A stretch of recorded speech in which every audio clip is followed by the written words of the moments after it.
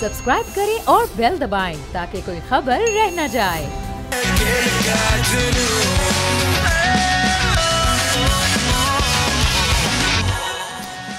अस्सलाम वालेकुम and welcome to खेल का जुनून। आज जनाब एक अहम मैच हुआ, इंडिया वर्सेस साउथ अफ्रीका। सभी एक्सपेक्ट कर रहे थे जिस तरह से साउथ अफ्रीका पूरे वर्ल्ड कप में परफॉर्म कर रही थी, खेल रही थी, तो सभी एक्सपेक्ट कर रहे थे जनाब ये बहुत बड़ा मैच होने वाला है। इंडिया को शायद अब ये टफ मुकाबला होगा क्योंकि इंडिया अब तक अनबीटेबल है। और आज का जो मैच हुआ तो उसमें हमने देखा कि जनाब साउथ अफ्रीका जैसी टीम इंडिया के सामने घबरा गई, लड़खड़ा गई और पूरी टीम 100 रन्स बनाए बगैर ही पवेलियन लौट गई। यानी 83 पर इंडिया ने पूरी टीम को ऑल आउट कर दिया। अब टारगेट था इंडिया की जानिब से 327 रन्स का टारगेट था और दूसरी जानिब जो साउथ अफ्रीका के जो बॉलर्स थे वो सिर्फ 5 खिलाड़ियों को आउट कर सके।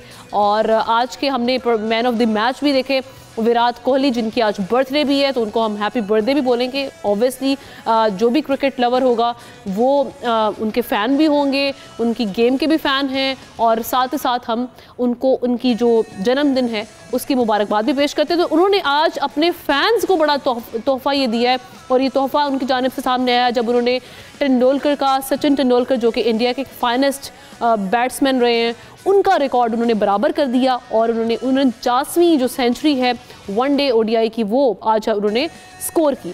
तो आज मैच की पहले समरी देख लेते हैं। कोहली आज नुमाया रहे, शानदार परफॉर्मेंस, 101 रन स्कोर किया उन्होंने 121 गेंदें खेल के। फिर उसके बाद एयर शरियास का नंबर आता है, उन्होंने 87 बॉल्स खेली, 77 रन उन्होंने स्कोर किए।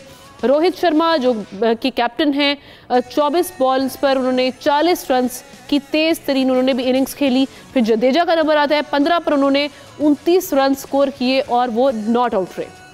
तो उन्होंने भी शानदार आज जो कारकर्दगी दिखाई। दूसरी जानिब अगर हम बात करें तो साउथ अफ्रीका के जो बल्लेबाज हैं वो उनकी जानिब से कोई खातिर खा आज हमने इनिंग्स नहीं देखी, आज उनकी हमने बल्लेबाजी नहीं देखी क्योंकि 30 बॉल्स खेल के जेनसन जो हैं वो सिर्फ 14 रन बना सके। वेंडर डोसन का नंबर आता है, उन्होंने 13 रन स्कोर किए। फिर मिलर 11 और उनके जो कैप्टन हैं बबूमा वो भी आज कोई कामयाबी हासिल नहीं कर सके और सिर्फ 11 रन उन्होंने स्कोर किए। इसी तरह से जो साउथ अफ्रीका के बॉलर्स हैं उनके सामने भी एक रन्स का ढेर सामने आ गया। 327 का हदफ था जिसको उनके बल्लेबाज जो हैं वो बिल्कुल नाकाम हो गया आज साउथ अफ्रीका की टीम। तो जनाब आज का जो मैच था उसने बड़े बड़ों को सरप्राइज़ कर दिया। सरप्राइज़ अगेन इसलिए किया क्योंकि हमने देखा कि इंडिया के सामने अभी तक इतनी तगड़ी कोई टीम मौजूद नहीं थी। तो अब पॉइंट्स टेबल पर क्या सूरत हाल है, कौन सी टीम सबसे आगे है, तो इंडिया इस वक्त सरे फहरिस्त है 16 पॉइंट्स के साथ। 8 मैचेस खेले हैं और 8 के 8 इंडिया मैचेस जीती है। उसके बाद साउथ अफ्रीका का नंबर आता है। साउथ अफ्रीका स्टिल आज का मैच नो डाउट 243 रन से हारा है, लेकिन अभी भी इनके पॉइंट्स हैं 12 और दूसरे नंबर पर मौजूद हैं। 8 में से 6 मैचेस जो हैं साउथ अफ्रीका ने जीते हैं। उसके बाद नंबर आता है ऑस्ट्रेलिया का। 7 में से 5 मैचेस ऑस्ट्रेलिया जीती है, सिर्फ 2 हारी है और 10 पॉइंट्स हैं। देन न्यूजीलैंड एंड पाकिस्तान दोनों के इक्वल पॉइंट्स हैं, लेकिन रन रेट का चूँकि उसका भी ख्याल करना पड़ेगा तो न्यूजीलैंड पाकिस्तान से ऊपर है और पाकिस्तान जो है वो 5वें नंबर पर मौजूद है। तो ये आज की मैच समरी और पॉइंट्स टेबल आपने मुलाहिजा किए कौन सी टीम कहाँ पर खड़ी है, क्योंकि जैसे जैसे सेमीफाइनल का वक्त करीब आ रहा है क्लैरिटी आ रही है। इंडिया और साउथ अफ्रीका वो 2 टीम्स हैं जो सेमीफाइनल में पहुंच चुकी हैं। अब फैसला होना है कि टीम ऑस्ट्रेलिया और उसके साथ साथ दूसरी टीम कौन सी होगी। ये अब जो क्लैरिटी है वो वक्त के साथ साथ जैसे जैसे मैचेस होंगे उसके बाद हमारे सामने क्लैरिटी आएगी। तो अभी चूँकि ऑस्ट्रेलिया के चांसेस ज़्यादा हैं। पाकिस्तान कहाँ पर खड़ा है, क्योंकि पाकिस्तान की रेस में ना सिर्फ इस सेमीफाइनल की रेस में ना सिर्फ पाकिस्तान खड़ा है बल्कि अफ़गानिस्तान भी इस दौड़ में हमें दिखाई दे रहा है, क्योंकि अफ़गानिस्तान अब तक बड़ा अच्छा परफॉर्म कर पाया है। अगर देखा जाए कि वो टीम जिसने अभी क्रिकेट को ज्वाइन किया हो, कुछ अरसा हुआ हो और उसके बाद वो क्वालिफाई करके वर्ल्ड कप के लिए जब आया तो उन्होंने बड़ी बड़ी टीम्स को आउट क्लास किया है टीम अफ़गानिस्तान ने। तो इसलिए स्टिल अफ़गानिस्तान भी एक जो है वहाँ पे डिफरेंस क्रिएट कर सकता है और सेमीफाइनल में जा सकता है। लेकिन पाकिस्तान को जीतने के लिए उनका जो अगला मैच है वो बड़ा इंपॉर्टेंट है। आज के मैच में जो इंडिया और साउथ अफ्रीका का मैच था दोनों सेमीफाइनल में आ चुके हुए हैं। कैसा रहा ये मैच, क्या हाईलाइट्स रहे आपसे शेयर करते हैं। तो जनाब, भारत की 8वीं कामयाबी है और क्यों ना भारतीय फैंस इसको सेलिब्रेट करें। खुशी दिखाई दे रही थी चेहरों पर, जितने भी स्टेडियम्स में फैंस थे भारतीय टीम के चेहरों पर, और इसके साथ साथ जो कमेंटेटर्स थे उनकी खुशी अलग दीदनी थी। तो इसी हवाले से बात कर रहे थे। क्रिकेट एक्सपर्ट सैयद नईरुद्दीन साहब हमें ज्वाइन कर चुके हैं और साजिद खान साहब हमें ज्वाइन कर चुके हैं। नईरुद्दीन साहब से मैं गुफ्तगू का आगाज़ करूँगी। अच्छा नईर साहब, ये कहिएगा जो आज का मैच था उसके बाद तो ऐसा लग रहा है कि वर्ल्ड कप भी भारत का होने जा रहा है, क्योंकि एक टीम जिस पर हम सोच रहे थे कि अब ये मैच होगा भारत के लिए टफेस्ट मैच साबित हो सकता है, क्योंकि साउथ अफ्रीका भी दूसरा सेमीफाइनलिस्ट है। तो आप किस तरह से सिचुएशन को देख रहे हैं? आपको लगता है वाकई भारत ही वर्ल्ड कप जीतने जा रहा है? देखें, ये तो वक्त ही बताएगा कि वर्ल्ड कप किसके हिस्से में आता है, लेकिन जो मतलब हालात और वाकयात सामने आ रहे हैं, इंडिया तो ऑलरेडी वर्ल्ड चैंपियन बन चुका है। सूरत हाल तो अब यहाँ तक हो गई है कि अगर वर्ल्ड कप में आप ये फैसला कर लें कि जितनी बाकी 9 टीमें उनके अच्छे अच्छे प्लेयर्स लेके इंडिया से फाइनल करा दें तो वो शायद ज्यादा इंटरेस्टिंग हो जाए, बजाय इसके कि कोई एक टीम जो सेमीफाइनल जीत के आती है इंडिया के सामने। इंडिया ने तो हर टीम को इस तरह से हराया है जैसे कि वो केक वॉक था इंडिया के लिए, और उसमें उनको क्रेडिट इस चीज़ का जाता है कि उन्होंने कई साल तक इसके लिए मेहनत की, उन्होंने इसके लिए बहुत ज़्यादा प्रैक्टिस की, और हर प्लेयर ने अपने अपने नंबर पे खेलने के लिए जॉइंटली प्रैक्टिस की, बड़ी तैयारी की उन्होंने। और ये एशिया कप को उन्होंने सिर्फ जिसे कहते हैं ना कि एक टूर्नामेंट समझ के नहीं खेला, बल्कि वो भी उन्होंने वर्ल्ड कप की तैयारी के हिसाब से खेला। उससे पहले जो आप हैरान होंगी कि जो अभी वर्ल्ड कप से पहले 3 मैचों की सीरीज भी ऑस्ट्रेलिया से, तो उसमें भी उन्होंने प्लेयर्स बदल बदल के और अपने लोगों को मतलब चेंज कर करके मौका दिया कि वो ऑस्ट्रेलिया के साथ खेलें, और उनको उन्होंने मैचेस सीरीज हराई। तो ये एक प्रॉपर जिसे कहते हैं ना ऑर्गेनाइज्ड काम करने का इनाम है जो इंडियन टीम को मिल रहा है। अब देखना ये है कि अगर पाकिस्तान जिस तरह से दोबारा रिसर्जेंस हुई है, और मैंने आपको याद होगा उस दिन जब आपने मुझसे पूछा था कि पाकिस्तान का जो मैच है इनके साथ हमारा मैच न्यूजीलैंड के साथ तो मैंने अर्ज ये किया था अगर हम 110% नहीं सिर्फ पूरा 100% दे दें तो न्यूजीलैंड से हम मैच जीत जाएंगे, और मैंने ये भी कहा था कि विदिन 35 ओवर्स भी जीत सकते हैं। बिल्कुल। तो बहरहाल वो चीज तो नहीं हुई क्योंकि बारिश की वजह से सारा तलपट हो गया, लेकिन पाकिस्तान ने मैच जिसने जीता है it has struck fear into the, यानी आप कह रहे हैं कि अगर बारिश ना भी होती तो हम ये जो 402 का एक पहाड़ जैसा हदफ था इसको हम चेज कर लेते आसानी से? जी बिल्कुल कर लेते। अच्छा। बिल्कुल कर लेते, और उसमें उस तरफ पूरे जिसे कहते हैं प्लान तरीके से जा रहे थे। जो मैं बात कह रहा हूँ ये है कि हमारे इस जिसे कहते हैं ना कि जबरदस्त कामयाबी ने it has struck the fear in the hearts and minds of our opponents including India, कि पाकिस्तानी टीम जो है वो किसी वक्त भी किसी भी बड़ी टीम को बेदर्दी के साथ हरा सकती है। यही तो इस वक्त उनके हम देख रहे हैं मुख्तलिफ टीवी चैनल्स पे तबसरे भी चल रहे हैं, और सारफ गंगोली साहब जो ये कल तक ये बात कर रहे थे कि टीम इंडिया पाकिस्तान से बहुत मजबूत हो चुकी हुई है, पाकिस्तान जो है वो सेमीफाइनल की दौड़ में दिखाई भी नहीं दे रहा। अब उन्होंने कल ये बात की है कि वाकई पाकिस्तानी टीम अनप्रिडिक्टेबल है, किसी भी वक्त कुछ भी सिचुएशन क्रिएट कर सकती है, और वो अब सेमीफाइनल्स में पाकिस्तान को भी देख रहे हैं। उन्होंने कहा बड़े स्ट्रॉन्ग चांसेस हैं कि पाकिस्तान सेमीफाइनल में होगा। आपको याद होगा माइकल वॉन ने तो बहुत पहले कह दिया था कि पाकिस्तान सेमीफाइनल में देगा। राइट, बिल्कुल, आई रिमेम्बर। चले साजिद खान साहब से भी गुफ्तगू, उनको भी शामिल गुफ्तगू करते हैं। साजिद खान साहब, ये जो आज का मैच था, हम तो कोई एक्सपेक्ट नहीं कर रहा था कि साउथ अफ्रीका, चले मान लिया कि इस वक्त इंडिया स्ट्रॉन्गेस्ट इस टाइम हमें हरीफ दिखाई दे रहा है किसी भी टीम के लिए, लेकिन साउथ अफ्रीका जैसी टीम उसको आउट क्लास कर देना, 100 रन भी नहीं बना सके, आपके लिए ये शॉकिंग नहीं था? आमना, आपको और नैयर भाई को बहुत बहुत सलाम। यकीनी तौर पर ही हमने बहुत दिन पहले ये बात कह दी थी, और आपको ऑन रिकॉर्ड ये मौजूद है 2011, 2023 का स्क्रिप्ट है और स्क्रिप्ट लिखने वाले ने खूब स्क्रिप्ट लिखा है, मगर स्क्रिप्ट लिखने का मकसद ये नहीं है उनकी बॉलिंग, बैटिंग, कप्तानी, कोचिंग प्ले कर रही है। उन्होंने पाकिस्तान की तरह कोशिश नहीं की, पाकिस्तान ने तो कोशिश ही नहीं की वर्ल्ड कप में खेलने जाना है, तैयारी करना। मगर आज की मैच की बात करें, baby of team for leading sir Virat Kohli को बहुत बहुत मुबारक हो, उनकी सालगिरह। उनका नाम चीकू है और चीकू ने जिस तरह इनिंग खेली है ना, देखिए आमना यकीनी तौर पर थोड़ा सा मैं आपको बता दे चलूं, टॉस बहुत इंपॉर्टेंट था। जब रोहित शर्मा ने टॉस जीता और मैंने भी ये बात की सुबह प्रोग्राम में, टॉस जीत के पहले बॉलिंग करनी है, मगर उसने बैटिंग करने का फैसला किया, अटैकिंग क्रिकेट करी, फ्रंट से क्रिकेट खेली, कप्तान इनिंग खेली। तो उसने ये नहीं बताया पिच में क्या हो रहा है, पिच में ये हो रहा है, कप्तान ने जाके दिलेर होकर क्रिकेट खेली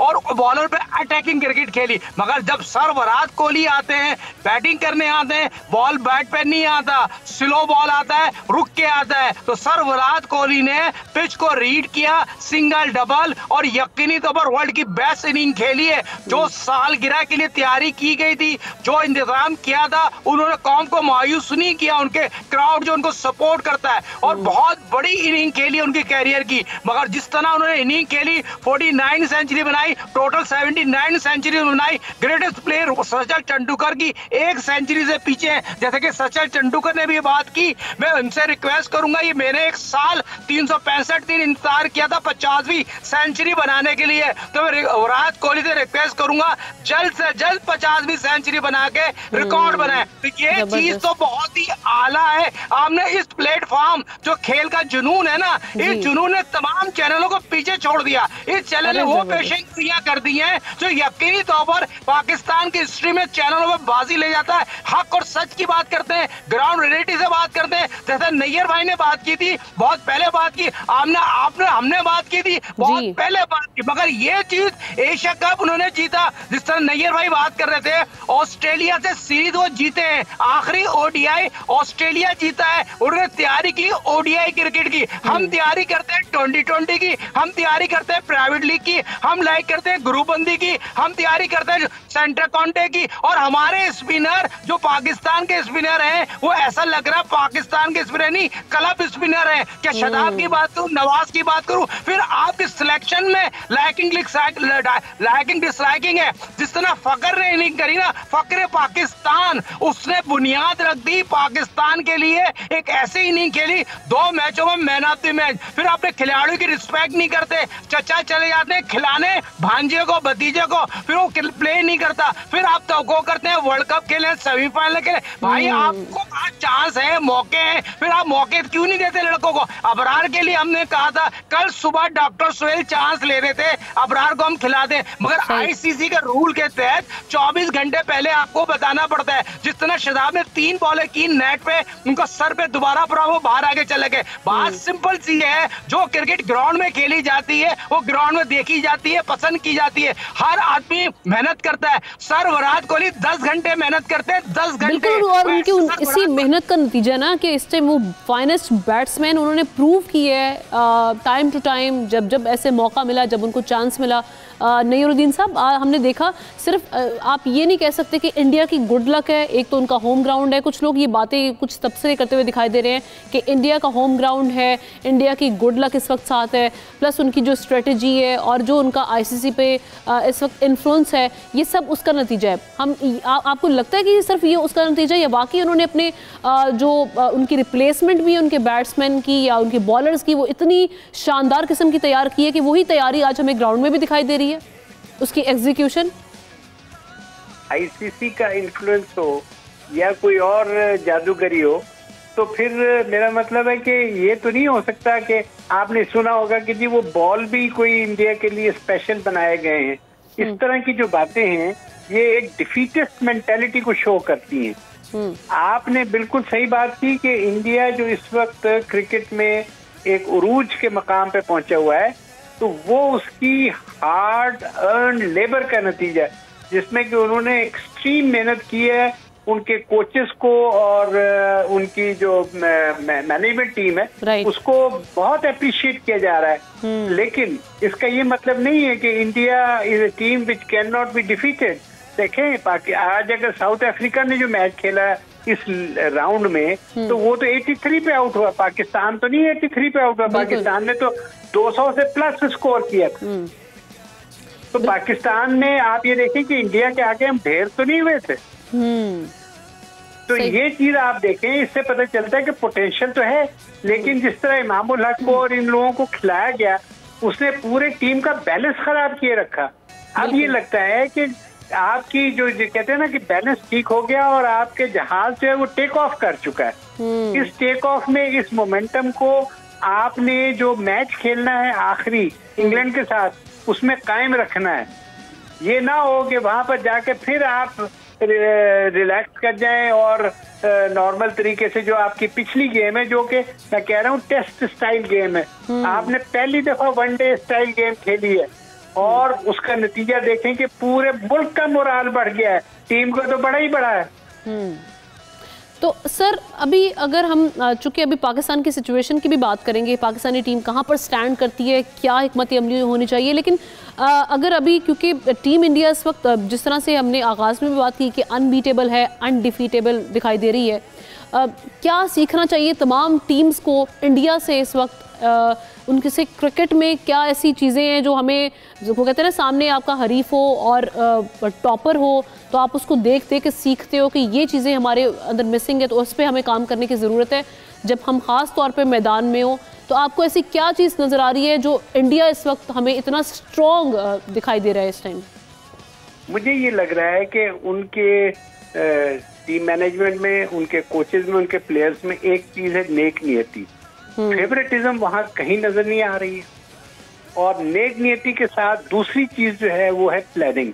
जिस तरह आपने अभी जिक्र किया कि एक प्लेयर अगर नहीं भी खेलता तो उसका सेम टू सेम दूसरा प्लेयर जो आता है वो उससे भी अच्छा परफॉर्म कर जाता है। Very right. तो उनके लिए तो मेरा मतलब है कि ये समझ में नहीं आ रहा कि बेंच में किसको बिठाएं और टीम में किसको खिलाएं। तो ये सारी चीजें एक दिन में तो नहीं होती है, इसके लिए आपको पूरी तैयारी करनी पड़ती है। वो तैयारी जो है उसको तो चले अब वक्त लगेगा, लेकिन इस वक्त जो मोमेंटम पाकिस्तान ने पकड़ लिया है, जो माइंडसेट डेवलप कर लिया है अटैकिंग गेम का, पॉजिटिव गेम का, वो इंग्लैंड के खिलाफ डेफिनेटली नजर आना चाहिए। उसमें आपको पीछे नहीं हटना किसी सूरत में। ये ना हो कि आप फिर डिफेंसिव मोड में चले जाएं कि कहीं इंग्लैंड हरा ना दे। आप ये देखें कि हमने इंग्लैंड को कम्प्रीहेंसिवली बीट करना है। बिल्कुल।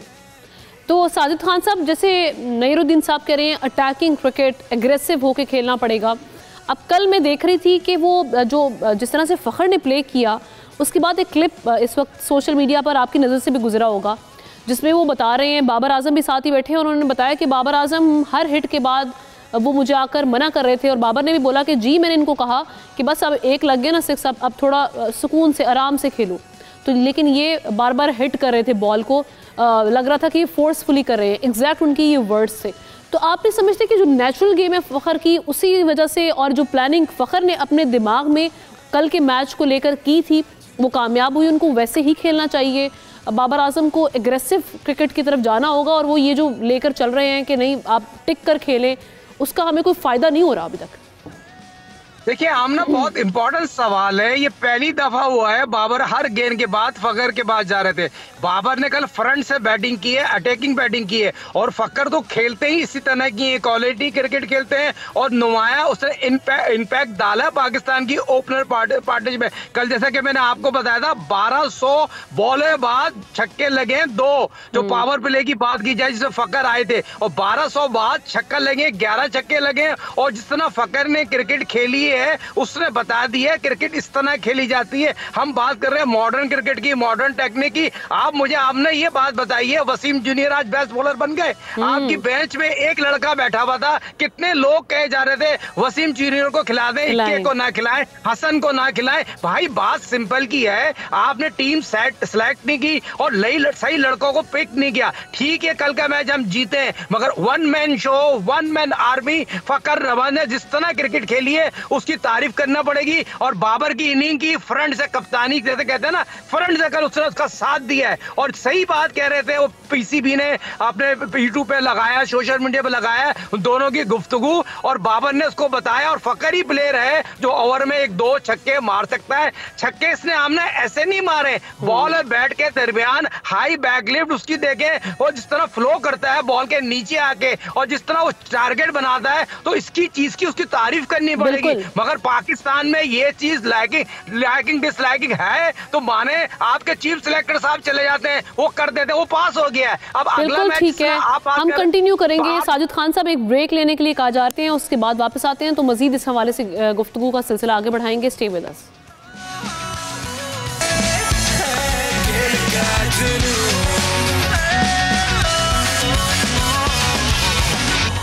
वेलकम बैक वंस अगेन इन खेल का जुनून। और जिस तरह से हम बात कर रहे थे ब्रेक पर जाने से पहले साजिद खान साहब से, साजिद खान साहब जो आप बात कर रहे थे कि जिस तरह से फ़खर ने प्ले किया, उनकी जो नेचुरल गेम थी वो खेलना बहुत ज़रूरी था।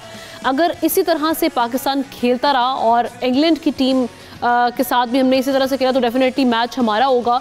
तो आप क्या देख रहे हैं सेमीफाइनल में पाकिस्तान और इंडिया आमने सामने होंगे? और फाइनल की अगर हम बात करें, ख्वाहिश तो मेरी यही है पाकिस्तान इंडिया खेले। जिस तरह आपने खुद एक बात की, चांसेस तो देखें जिस तरह पाकिस्तान ने कल का मैच खेला है, चांस अगर पाकिस्तान मेरी से पूछे 70% तो लग रहे हैं। मगर इंग्लैंड की और पाकिस्तान की मैच की आप मुझसे बात कर रही हैं तो यकीनी तौर पर इंग्लैंड की टीम का जो लास्ट मैच जो कल खेला गया है अगेंस्ट ऑस्ट्रेलिया, इंग्लैंड की बात की जाए, मोइन अली बहुत डेंजरस बने, आदिल की बात करूं, फिर बटलर की बात करूं, तो उनकी टीम भी अच्छी बेहतरीन शेप में कल खेल रही थी। मगर जैम्पा ने आगे जो इम्पैक्ट डाला है, मैन ऑफ द मैच हुए, क्वालिटी स्पिन की है, उससे मैच जिताया है। तो ये चीज को मंजर रखते हुए पाकिस्तान को भी उस प्लान के तहत जाना चाहिए जिस प्लानिंग के तहत अगेंस्ट न्यूजीलैंड गए थे। अटैकिंग क्रिकेट खेलनी है, बॉल और बैट के दरमियान आपने चढ़ के खेलना है।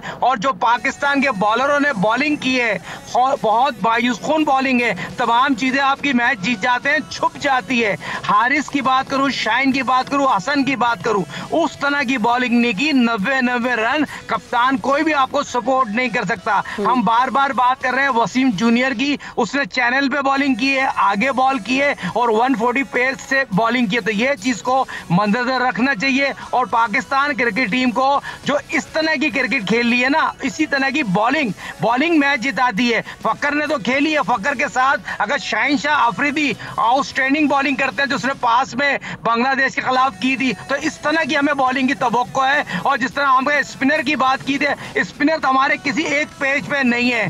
स्पिनर से आप माजरत के साथ क्यों अमीर को आपने कॉन्फिडेंस दिया नहीं है। फिर इफ्तिखार ने बड़ी अच्छी बॉलिंग की है, इफ्तिखार को आपको क्रेडिट देना पड़ेगा। इफ्तिखार हालांकि इफ्तिखार से मुतालिक मैं सुन रही थी वही जो क्लिप जिसमें आप कह रहे हैं कि पीसीबी ने वो क्लिप वहाँ पे सोशल मीडिया पर पोस्ट किया, उस क्लिप में उन्होंने इफ्तिखार की बड़ी तारीफ़ की। और बाबर आजम ये बात कर रहे हैं कि जिस तरह से हम देखते थे कि मिसबाउल हक पिच को रीड कर लेते थे, वैसे ही इफ्तिखार जो है वो बहुत अच्छे से पिच को रीड कर लेते हैं। इसी वजह से वो एक इम्पैक्ट क्रिएट कर पा रहे हैं अपनी बॉलिंग में।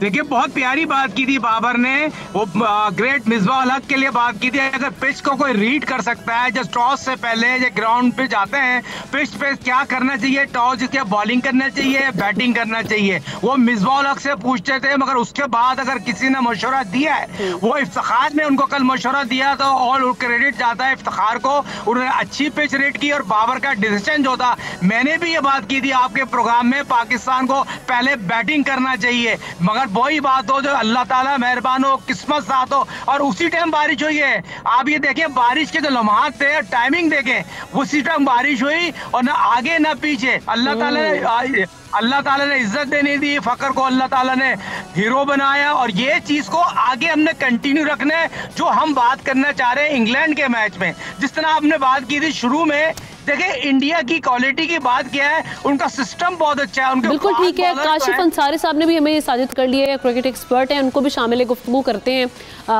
काशिफ अंसारी साहब बहुत शुक्रिया वक्त देने के लिए, ट्रांसमिशन में हिस्सा लेने के लिए। मुझे ये बताइएगा कि जो आज का मैच था उसके बाद चूँकि हम पहले ही कह रहे थे कि इंडिया जो है वो स्ट्रॉन्ग इस टाइम कंटेस्टेंट है फाइनल का, तो आप किस तरह से देख रहे हैं सारे सिचुएशन को? वर्ल्ड कप के कितने चांसेस हैं कि इंडिया ये वर्ल्ड कप जीतने वाला है?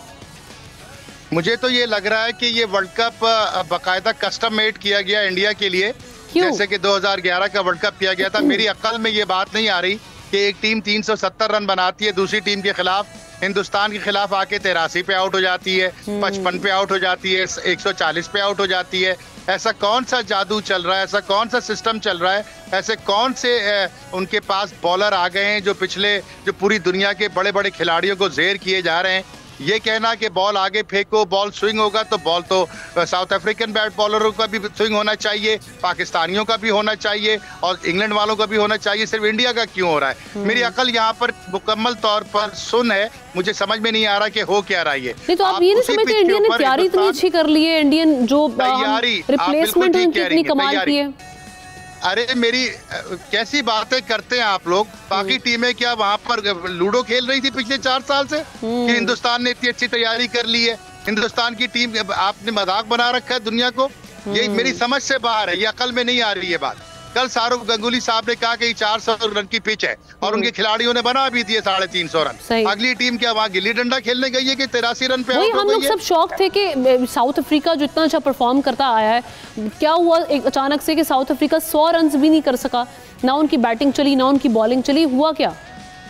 नहीं, आप साउथ अफ्रीका का रो रही हैं। मैं तो एशिया कप के पीछे आपको एशिया कप पे ले जाता हूँ। श्रीलंका ने क्या क्या धमाकेदार परफॉर्मेंस दी और फाइनल में आकर के श्रीलंका का परफॉर्मेंस आपने देखा, हिंदुस्तान के हार गए, 50 या 55 कर पाए थे और 50-55 कर पाए। अभी इंग्लैंड के साथ क्या हुआ, साउथ अफ्रीका के साथ, ऑस्ट्रेलिया के साथ क्या हुआ, ये मुझे बिल्कुल समझ नहीं आ रही। और क्रिकेट का कोई पंडित ये बात अगर मुझे समझाने की कोशिश करे कि हिंदुस्तान की तैयारी बड़ी अच्छी है, हिंदुस्तान के पास दुनिया के बेहतरीन बॉलर्स हैं, मैं मानने को तैयार नहीं कि ये वही लड़के हैं। सिराज वही लड़का है, बुमराह जो पिछले कई सालों से क्रिकेट खेल रहा है, लेकिन जो स्विंग और जो 6-6 फुट की उनकी सीम हो रही है गेंद, ये मेरी अकल से बाहर है। वैसे अंपायरिंग पे भी बड़े क्वेश्चंस उठ रहे हैं। तो भाई मैंने कहा ना आपसे कि 2011 का वर्ल्ड कप जितवाना था ना धोनी को, सचिन तेंदुलकर के लिए। 2023 का वर्ल्ड कप विराट कोहली के लिए जितवाना है। बात खत्म हो गई। बाकी लोग वहां पे छमछम खेलने के लिए गए हुए। ये हो ही नहीं सकता। 55 रन में टीमें बाहर हो रही हैं, 83 में बाहर हो रही हैं, उसी पिच पे उससे बेहतर क्वालिटी की बॉलिंग के ऊपर आप 350 रन बना रहे हैं। मुझे कोई पंडित ये बात समझा देना। अच्छा चले, ये बताइए जो टीम पाकिस्तान ने कम बैक की है उसको किस तरह से देख रहे हैं आगे? अरे कोई कम बैक नहीं किया, छोड़ दे कम बैक। 400 रन आपकी टीम खा रही है। दुनिया की बेहतरीन बॉलिंग अटैक कहा जाता था चंद महीने पहले तक, उनको चंद हफ्ते पहले तक, चंद दिन पहले तक। 400 रन खाती है, 350 रन खाती है, फिर 350 खाती है। कैसी बात? 8 विकेटों से आप ये कह रहे हैं कल का मैच है वो बारिश बचा गई हमें, वरना हम हार गए थे। वो बारिश ने बचा लिया, फखर के बल्ले। आप इंडिविजुअल परफॉर्मेंस पे जीतते आ रहे हैं पिछले 10-15 सालों से। वेरी राइट, ये तो मैं भी क्रेडिट देती हूँ फखर जमान को कल की मैच के लिए। नो डाउट कल फखर अगर ना होते तो फिर अगर फखर आउट हो जाते तो फिर देख ली थी बाबर की बैटिंग आपने, अब्दुल्ला शफीक की बैटिंग देख ली थी आपने, हारिस रऊफ और शाहीन की बॉलिंग भी देख ली थी। कैसी बातें करते हैं आप लोग? कम बैक कौन सा कम बैक? कैसा कम बैक? 400 रन खा रही है टीम आपकी, आप कह रही है कम बैक कर लिया। ये वो टीम है, ये वो बॉलर के बॉलिंग हमारा प्राइड होती थी कि हम 200 रन भी बनाए तो दूसरी टीम को हम आउट कर लेते थे। आज हमारे बॉलर बिल्कुल अजीब बिल्कुल। लेकिन ये जो अभी इंग्लैंड की टीम है ना, उसकी भी कोई सिचुएशन अच्छी नहीं है, वो भी इस टाइम तबाही का शिकार दिखाई दे रही है। तो अगला मैच आपने समझते पाकिस्तान बेहतर है इंग्लैंड से? जीत गया, चलिए जीत गया, इंग्लैंड से जीत जाएगा। फिर क्या होगा? क्या होगा? क्या आपकी टीम खेल रही है? प्लीज इसको समझे, आपकी टीम नहीं खेल रही है। आप इंडिविजुअल ब्रिलियंस पे गेम जीत जाते हैं। 5 विकेट शाहीन शाह अफरीदी एक मैच में ले ले, एक में फखर 125-130। ये तो मैं भी सेकंड करूंगी आपकी इस बात को, मैं अग्री करती हूं। तो 4 साल आपके पास थे ना, प्लीज आप सुनिए मेरी बात को कि 4 साल से 3.5 साल से ये कप्तान बना है, ये आपकी सिलेक्शन कमेटी बैठी है। क्या कौन से खिलाड़ी तैयार किए? कौन से मैच विनर बॉलिंग आपकी तैयार हुई है? जब हम गुन गाते थे शाहीन आफरीदी के तो 90 रन खा के बैठ गए कल वो। हारिस रऊफ दुनिया की सबसे बड़ी फाइंड आ गई थी, 95 रन खा के बैठ गए। ना उनको सर का पता, ना पैर का पता, ना कप्तान को ये पता कि बॉलर को किस वक्त, कौन से बॉलर को किस वक्त बॉल देनी है, क्या फील्ड पोजीशन देनी है, ऑपोजिशन के खिलाड़ियों का क्या वीक पॉइंट है। किस तरह की क्रिकेट खेल रहे हैं, तमाशे कर रहे हैं। और गलत टीम सिलेक्ट कर रहे हैं। अच्छा, आप इनकी बदनीयती देखिए, बदनीयती देखिए कि जब आपका बॉलर इस पे शादाब जख्मी हो चुका तो आईसीसी को क्यों नहीं आपने अबरार के लिए बोला, क्यों नहीं जो 2 घंटे के अंदर एप्लीकेशन अप्रूव करा के अबरार को खिला रहे हैं। और वसीम जूनियर को भी हमने बहुत लेट जाके इंट्रोड्यूस करवाया वर्ल्ड कप में। मैं आपको बताता हूँ क्यों नहीं ला रही अबरार को, कि अबरार को लाएंगे, उसने परफॉर्मेंस दे दी तो शादाब दोबारा टीम में नहीं आ पाएगा। आप जैसे लोग उसको टीम में नहीं आने देंगे, या आवाम टीम में नहीं आने देगी, और वो उस जगह को छोड़ना नहीं चाहते। जिसको जो कुर्सी और जो मुकाम जब मिल जाए उसने अपनी चौधराहट चमकानी है। टीम के साथ मजाक कर रखा है इन लोगों ने। बिल्कुल सही कह रहे हैं, खिलवाड़ है ये। नईरुद्दीन साहब हमारे साथ हैं इस वक्त टेलीफोन लाइन पे। नईरुद्दीन साहब, काशिफ साहब बातें तो उनकी सुनने में लग रहा होगा कि बड़ी सख्त हैं, लेकिन कहीं ना कहीं आपको नहीं लगता कि इसमें काफ़ी चीज़ें ऐसी हैं जो समझ में भी आ रही हैं कि हाँ ये चल रहा है। अगर कल वाकई फ़खर ना चलते तो आपको यकीन था इस टीम पर कि ये पूरी टीम उस इंटेंट के साथ खेलती हुई दिखाई दे रही थी आपको कि भाई हाँ हमें आगे जाना है सेमीफाइनल में और फाइनल में? जी, काशिफ साहब ने बिल्कुल सही कहा कि ये बदनीयती है यहाँ पर कि जब एक आपका बॉलर बीमार हो गया है, कंकुशन के उसको दौरे पड़ रहे हैं, तो आप जो मतलब आपको फैसिलिटी अलाउड है रिप्लेसमेंट की क्यों नहीं ले रहे और उसको वापस पाकिस्तान क्यों नहीं भेज रहे? आपने ऐसे प्लेयर को वाइस कैप्टन बनाया हुआ है जिसे कोई परफॉर्मेंस उसने, मतलब अब तो चले जख्मी हो गया, इससे पहले तो उसने कोई परफॉर्मेंस दी ही नहीं है। सही। ये सारे सवाल जो हैं ये पूछने चाहिए, ये इंजमाम से और ज़का अशरफ से और मिसबा से भी पूछने चाहिए और बाबर से भी पूछने चाहिए। बिल्कुल जी। नईरुद्दीन साहब, हाँ, मैं ये अर्ज कर रहा हूँ कि अभी भी टाइम है कि आप फौरी तौर पे इब्रार को इंडक्ट करवा लें और मोहतरम शादाब को वापस भेज दें। बिल्कुल ठीक है। इसी हवाले से साजिद खान साहब का भी टेक लेती हूँ। साजिद साहब, आपने हमारे बाकी पैनलिस्ट को भी सुना, काशिफ साहब ने जो बातें की और नईरुद्दीन साहब भी इसको सेकंड करे कि इब्रार को होना चाहिए और इब्रार क्यों नहीं थे। आप अग्री करते हैं इस चीज़ से कि यही रीज़न है कि शादाब कहीं उनकी जगह ना ख़त्म हो जाए टीम में, इसलिए इब्रार को इंडक्ट नहीं कर रहे? मैंने आप 1 महीना हो गया प्रोग्राम करके, 1 महीने से ज्यादा हो गया। मैंने शुरू में प्रोग्राम में क्या बात की थी, अबरार की बात की थी। डॉक्टर सुहेल 24 घंटे पहले 24 सुबह चांस ले रहे हैं। मैंने क्या बोला, आईसीसी का रूल इतने टाइट है, आपको 24 घंटे पहले आपको इजाजत लेनी पड़ती है। मैंने आपने कितने दिन पहले ये स्क्रिप्ट की बात की थी, आपको याद है? आपकी होस्ट थी तो कितने दिन पहले आपको तमाम चीजें मैंने बताई, 2011 तमाम चीजें मैंने आपको बता दी है। बात ये नहीं है मुझे आपको गोल्ड मेडल दे दे, बात सिर्फ वो हो रही है जो क्वालिटी ऑफ क्रिकेट, जो मैंने as a cricketer, as a coach, as a top analyst बात कर रहा हूं और बात बताने की कोशिश कर रहा हूं। आप मुझे बताइए किन के काम है? मैनेजमेंट के काम है। मिसबा ने हाथ खड़े क्यों कर लिए? हफीज ने हाथ खड़े क्यों कर लिए? अब मुझे बताइए चीफ की जहां तक बात मैंने आपको पहले बता दी, वो यहाँ से जा रहे हैं इंडिया इमाम को खेलने। अब्दुल्ला शफीक 50 कर रहा है, उसको आप ड्रॉप कर रहे हैं। फखर जो क्वालिटी प्लेयर जिसे 2 मैचों में। सर वैसे एक बात है, फखर जैसा इम्पैक्ट आपको लगता है कि बाबर क्रिएट कर पाते हैं जो फखर क्रिएट करते हैं? इतना आपको एतमाद है उनमें?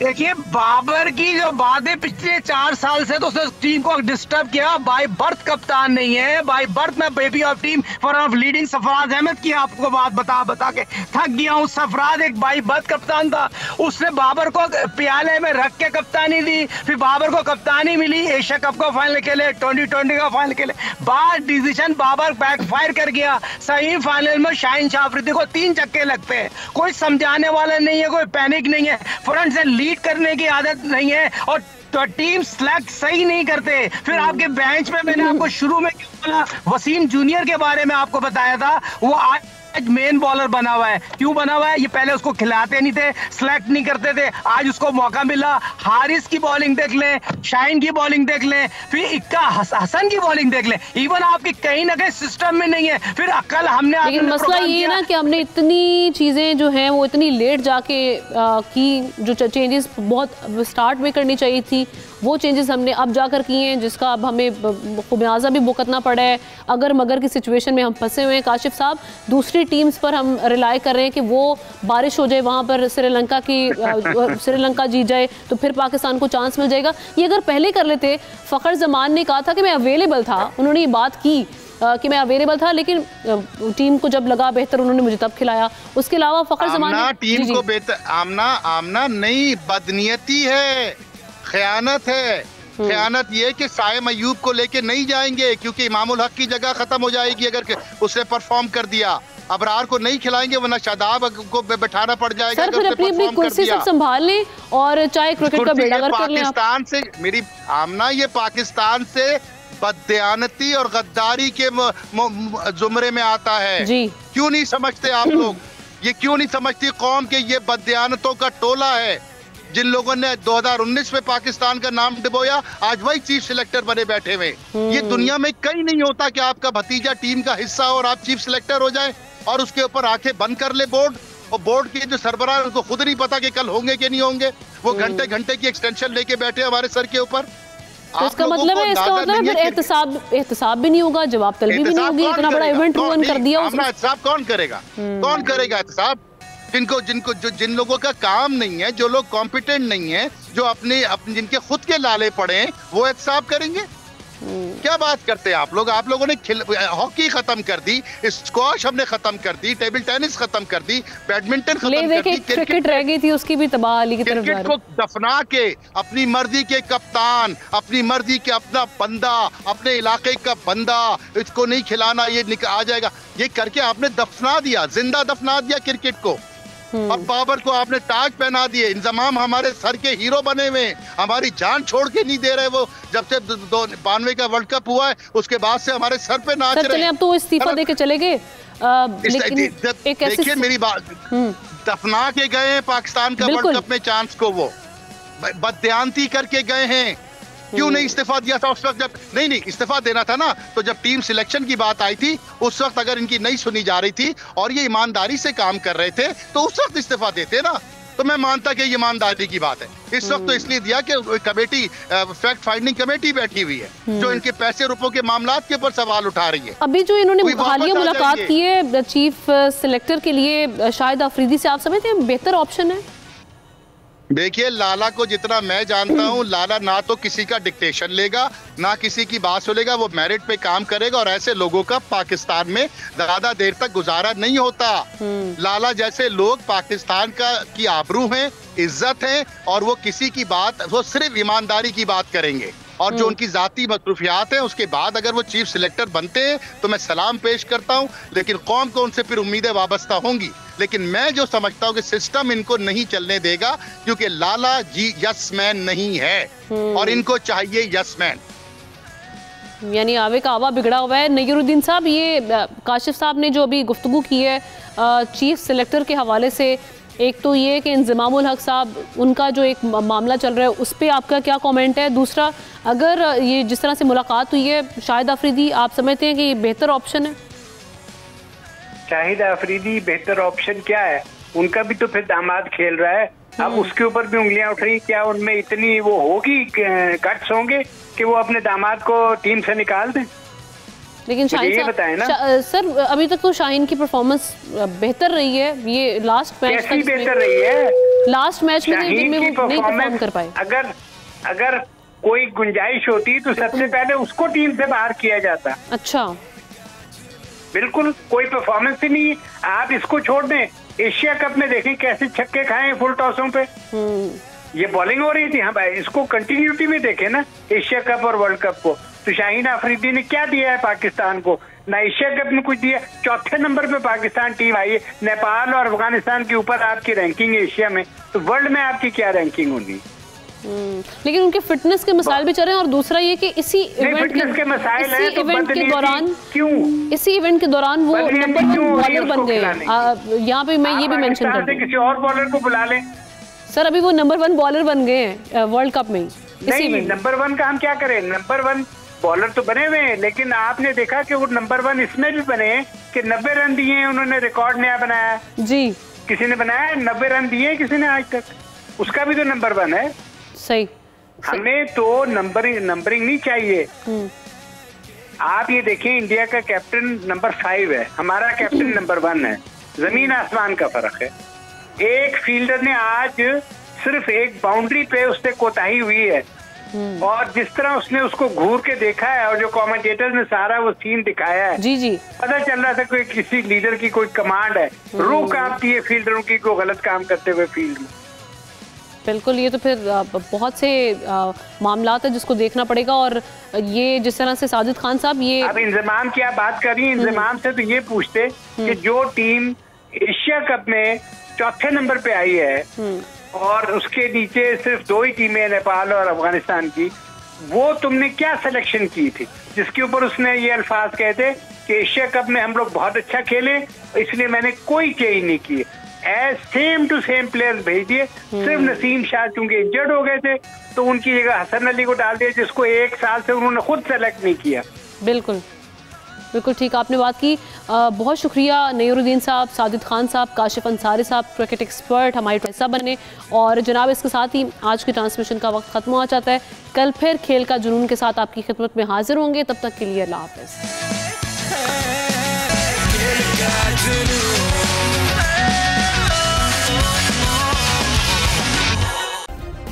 सब्सक्राइब करें और बेल दबाएं ताकि कोई खबर रह न जाए।